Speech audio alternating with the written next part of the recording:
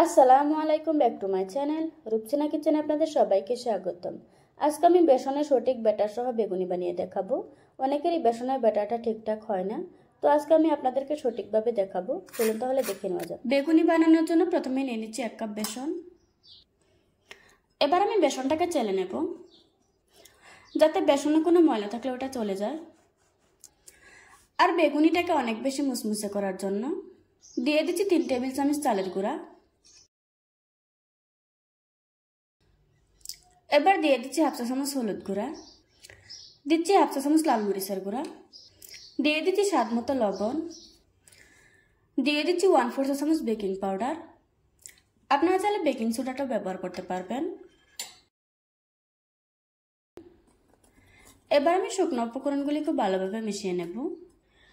বেসনের গুলাতে এর থেকে বেশি আর কোনো কিছু দিতে হবে না, তাহলে কিন্তু বেগুনির স্বাদ নষ্ট হয়ে যাবে। এখন অল্প অল্প পানি দিয়ে খুব ভালোভাবে মিশিয়ে নেব। পানিটা একবারে দেওয়া যাবে না, অল্প অল্প দিতে হবে আর মিশাতে হবে। বেসনের ব্যাটারটা যখন এরকম ঘন হয়েছে, তখন থেকে 5-6 মিনিট খুব ভালোভাবে ফেটিয়ে নিতে হবে। ব্যাটারটাকে যত ভালোভাবে ফেটিয়ে নেবেন, বেগুনিগুলি তত বেশি ফুলকো হবে। আমার বেসনের ব্যাটারটা তৈরি করা হয়ে গিয়েছে। বেসনের ব্যাটারটা ঠিকঠাক হয়েছে কিনা এভাবে করে চেক করে নেবেন। একটা আঙুল ডুবিয়ে নিচ্ছি। দেখতেই পাচ্ছেন আমার আঙুলটা খুব সুন্দরভাবে কাভার হয়েছে, তার মানে আমাদের বেসনের গোলাটা ঠিকঠাক হয়েছে। এবার আমি এটাকে একটা সাইডে রেখে দেব। এখানে আমি আগে থেকে 2টো বেগুন এরকম স্লাইস করে কেটে নিয়েছি। এত বেশি পাতলাও না, আবার এত বেশি মোটাও না। এবার দিয়ে দিচ্ছি সামান্য একটু লবণ আর পরিমাণ মতো পানি দিয়ে বেগুনগুলিকে 5 মিনিট ভিজিয়ে রাখবো। 5 মিনিট পর বেগুন থেকে আমি এক্সট্রা পানিটা ঝরিয়ে নিয়েছি। এবার দিয়ে দিচ্ছি সামান্য পরিমাণে লাল মরিচের গুঁড়া। মরিচের গুঁড়াটা দিয়ে একটু মিশিয়ে দিচ্ছি। এখন এটাকে একটা সাইডে রেখে দেব। বেগুনের স্লাইসগুলিকে এভাবে করে বেসনের গুলাতে ডুবিয়ে গরম তেলের উপর ছেড়ে দিচ্ছি। আর এভাবে করে উপরে গরম তেল দিয়ে দিতে হবে, তাহলে দেখা যাবে বেগুনিগুলি খুব সুন্দরভাবে ফুলে উঠেছে।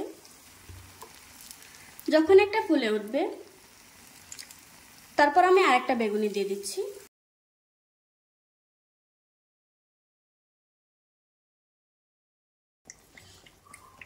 চুলার আঁচ মিডিয়ামে রেখে 5-6 মিনিটের মতো ভেজে নিয়েছি। এখন খুব সুন্দর একটা কালার এসেছে।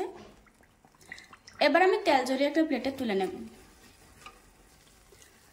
আপনারা দেখতেই পাচ্ছেন আমার বেগুনিগুলি কতটা ফুলকো হয়েছে। দেখুন বন্ধুরা, আমার বেগুনিগুলি বানানো হয়ে গিয়েছে। দেখতেই পাচ্ছেন আমার বেগুনিগুলি কতটা সুন্দর হয়েছে। শব্দটা শুনেই বুঝতে পারছেন কতটা মুসমুসে হয়েছে। আশা করছি আমার আজকের এই সহজ রেসিপিটা আপনাদের কাছে ভালো লাগবে। ভালো লাগলে আমার চ্যানেলটা সাবস্ক্রাইব করে পাশে থাকা বেল বাটনটি অন করে রাখবেন। আবারও কথা হচ্ছে নতুন কোনো ভিডিওতে।